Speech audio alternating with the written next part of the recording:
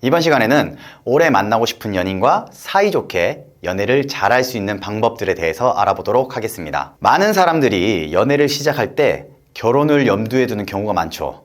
특히 여성들은 연애를 시작하기 전에 잠재적인 결혼 상대인지를 확인하고 연애를 시작하죠. 때로는 예기치 않은 상황으로 인해 임신하게 되거나 서로에 대한 애정이 깊어져서 결혼을 하게 될 수도 있습니다.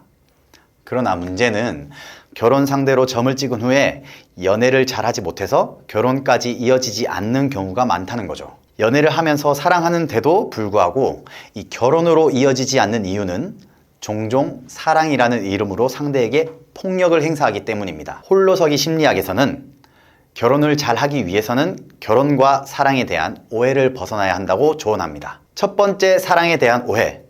자신의 희생을 사랑으로 착각한다. 많이 희생한다면 더 사랑한다고 생각하는 경우입니다. 자기 자신을 위해 헌신하는 것도 희생으로 오해할 수도 있는 거죠.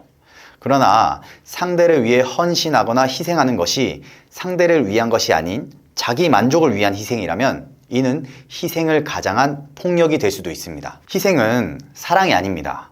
사랑하는 사람을 위해 무언가를 해주고 그로부터 느끼는 보람도 있습니다. 그러나 단순히 자기 자신만을 희생하려는 것은 바람직하지 않아요.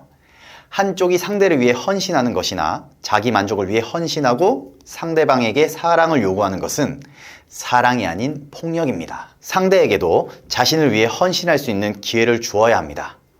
서로가 서로를 배려하고 헌신하는 것이 진정한 사랑입니다. 두 번째 사랑에 대한 오해. 사랑한다면 상대방에게 기대하고 의존해야 한다고 생각한다. 연인과 헤어진 후에 그 사람 없이는 더 이상 살 수 없다라고 말하는 사람들이 많습니다. 하지만 이는 의존에 불과하면서 사랑과는 또 다릅니다.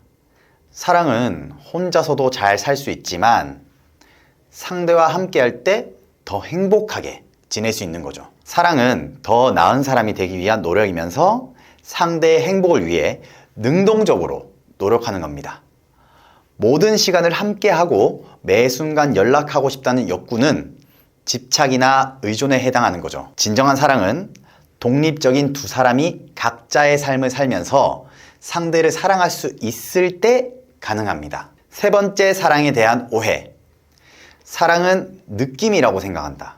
사랑은 강렬한 감정에 빠지는 것으로 자기도 어쩌지 못하는 것으로 생각합니다. 사람들은 결혼 상대를 만나면 종소리가 들린다거나 그 사람에게 후광이 비춘다거나 이런 신비한 형상들을 경험한다고 믿기도 해요. 그러나 이러한 강렬한 느낌과 감정은 사랑의 한 부분에 불과합니다. 사랑은 친밀감, 열정, 결정이라는 이 세 가지 요소로 이루어진다는 스텐버그의 사랑의 삼각형 이론이 있습니다. 우리가 강렬하게 느끼는 감정은 열정에 해당해요. 사랑에서 가장 중요한 것은 서로가 서로에게 열정과 친밀감을 유지하기로 결정했다는 점이죠. 사랑을 위한 결심이 없다면 단순히 외모나 매력으로만 사랑한다고 믿을 뿐 진정한 사랑을 경험할 수 없습니다. 처음에 느꼈던 강렬한 감정이 사라져도 사랑하기로 결심한 의지를 바탕으로 관계에 헌신할 수 있습니다. 감사하고 배려하며 서로에게 노력하고 존중하는 태도가 연애와 결혼을 성공적으로 이끌어가는 방법입니다. 따라서 사랑에 대한 오해를 버리고 상대에게 의지하거나 강렬한 느낌만을 추구하는 것이 아니라 독립적인 삶을 살면서 상대를 사랑하고 서로를 존중하는 관계를 유지하는 것이 중요합니다. 이번 영상을 통해서 여러분들이 오래 만나고 싶은 연인과 사이좋게 연애를 잘할 수 있기를 바라겠습니다. 자, 이번 영상은 여기까지고요. 다음 시간에 좀 더 재밌는 정보들로 여러분들 찾아뵙도록 하겠습니다. 감사합니다.